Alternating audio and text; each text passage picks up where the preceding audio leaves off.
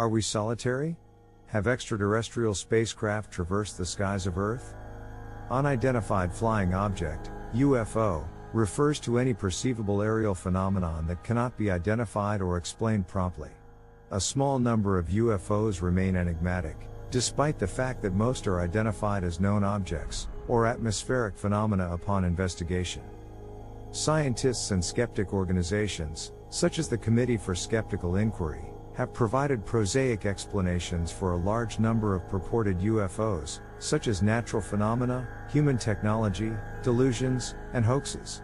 Small but vocal subgroups of ufologists favor unconventional or pseudoscientific hypotheses, frequently asserting that UFOs are proof of extraterrestrial intelligence.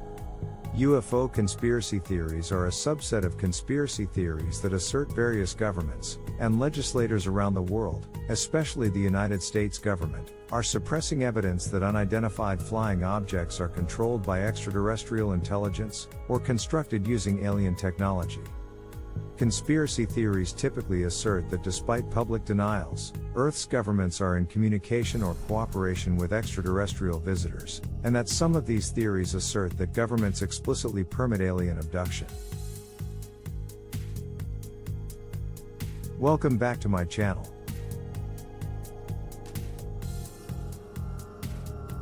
Solar Warden, a secret space program to fight aliens.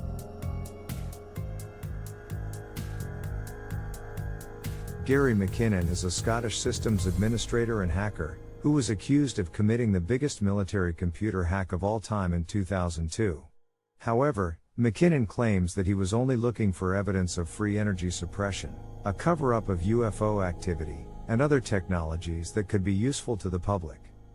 Gary McKinnon was preoccupied with extraterrestrial craft and believed governments were concealing evidence of their existence. In the year 2000, he decided to conduct some research. Gary was what we refer today as a benevolent hacker, a hacker who works for the benefit of the people. He began to hack into government computer networks, specifically those of the United States government. His discovery was so startling that it sent the entire world, or at least those willing to listen, and the United States government into a panic. The United States tried to prosecute Gary for a decade, until 2012, according to the prosecutor.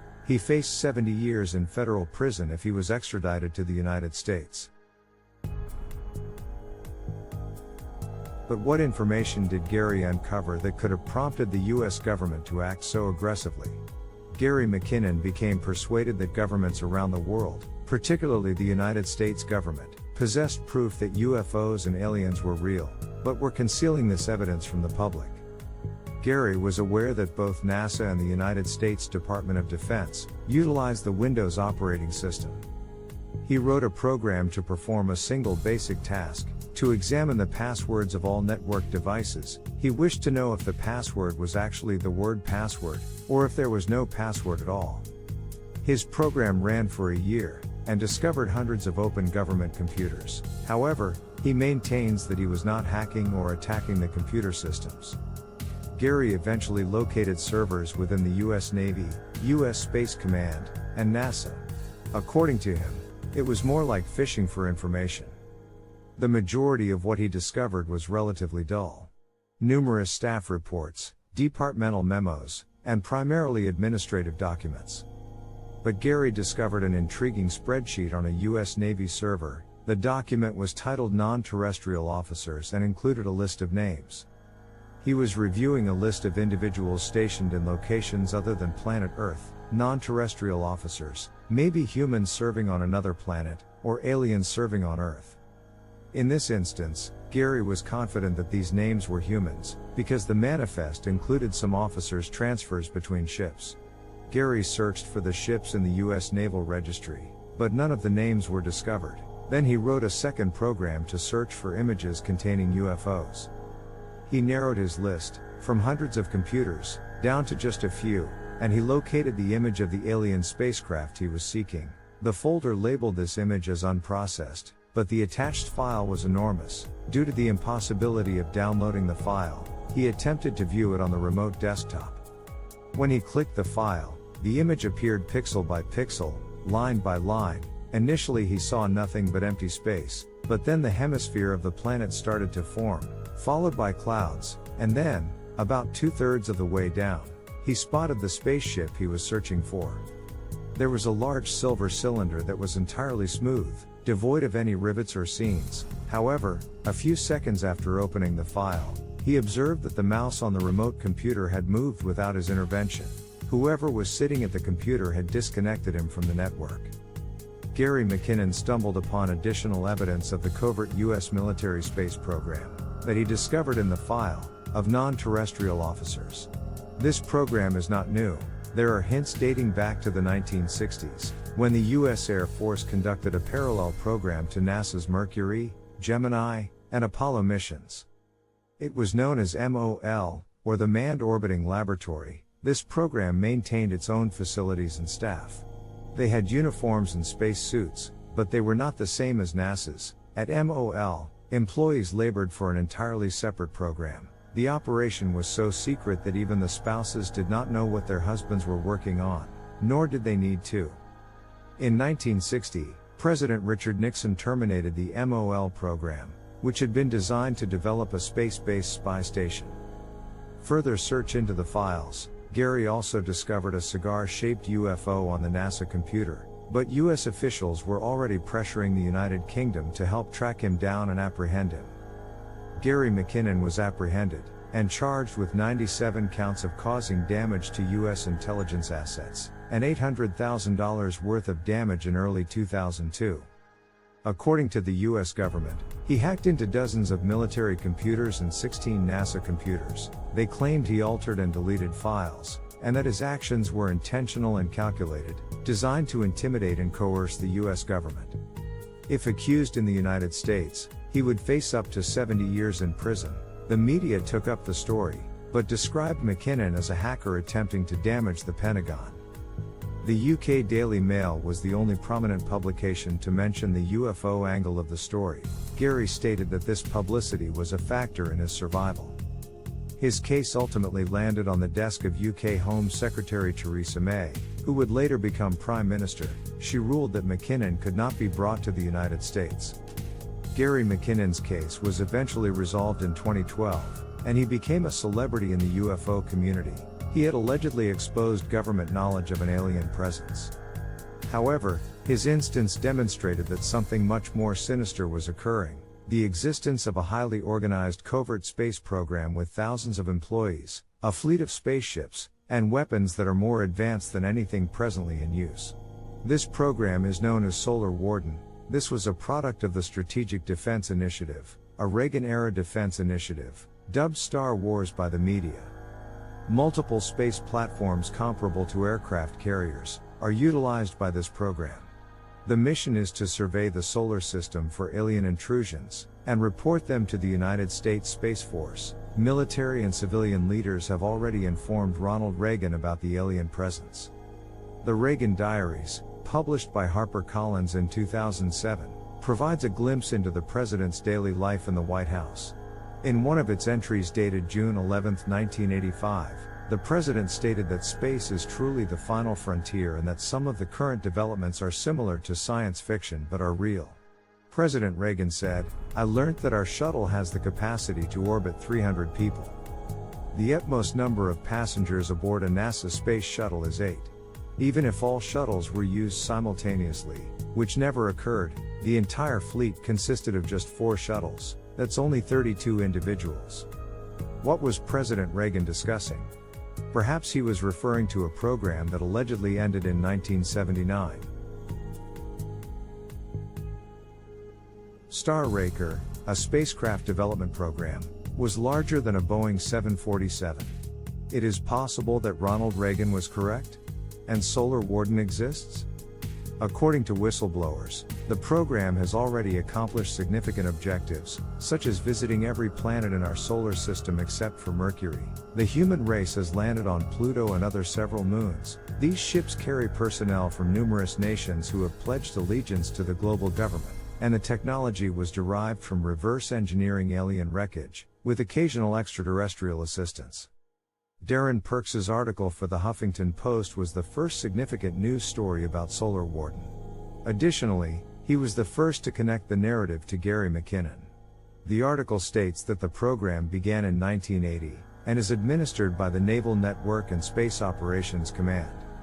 Each of the 8 enormous carriers in the space fleet is longer than 200 meters. Each carrier has a crew of 300 personnel and is protected by approximately 40 scout spacecraft, which are used to intercept alien intruders. There are permanent multinational bases that are supplied by the carriers on the Moon and Mars. Another clue that UFOs are real came from John Leonard Wilson, a British amateur astronomer, who began using a new technique to film the night sky, by attaching specialized equipment to his telescope in 2007. Objects are captured in the visible, infrared, and ultraviolet spectrums. He then combines the most distinct frames from each band. This method is known as luminous layering. When he began to record videos of the stars in the sky, he discovered that many of them are not actually stars. In reality, they are enormous, extremely reflective space platforms. In the mid-1980s, rumors of a secret government initiative with the codename Aurora began to circulate. Is about a spacecraft with a triangular form. The program was even featured in aviation publications.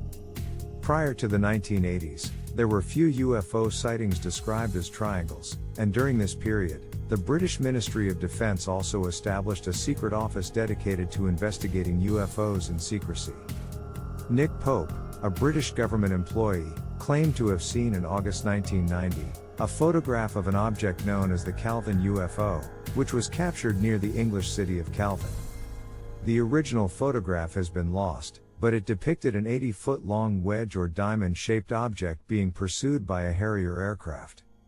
Craig Lindsay, a former British intelligence officer, released a scan of what he alleged was the authentic original Calvin UFO. The photograph displayed the diamond-shaped object, the Harrier aircraft, and the fence in the foreground.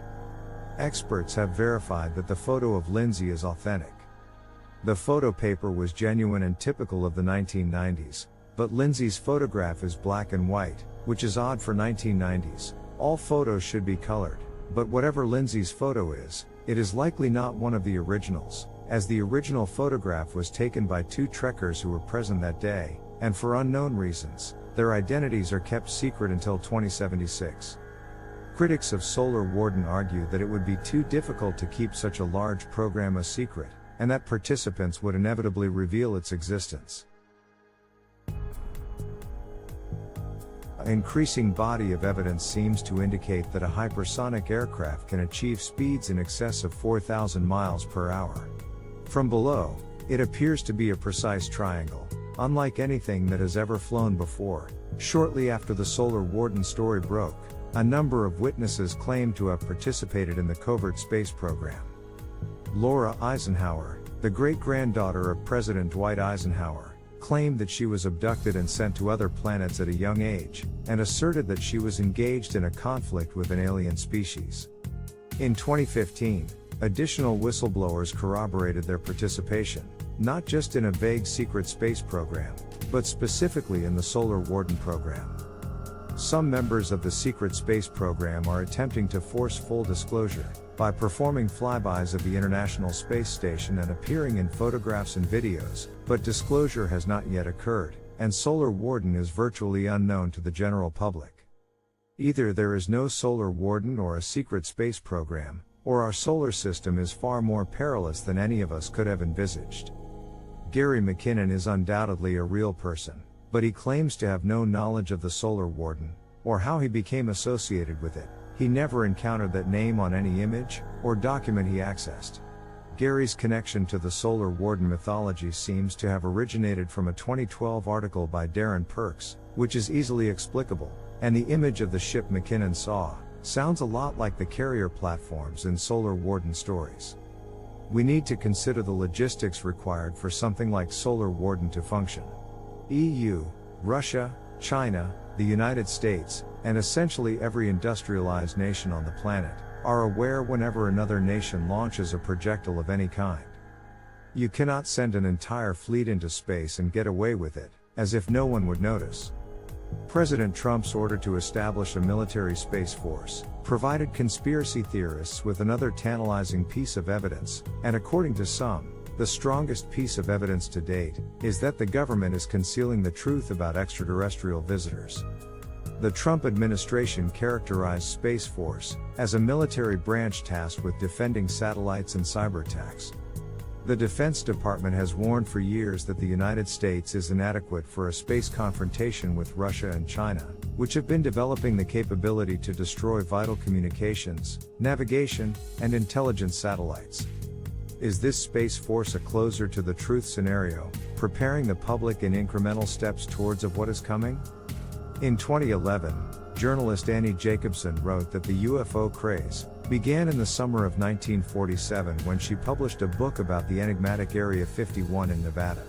As speculation about the incident grew, Jacobson added, the Army Intelligence Division began searching for former Third Reich aeronautical engineers, who were rumored to have created a flying disc. In the same year, the Air Force initiated Project Blue Book to investigate UFO sightings.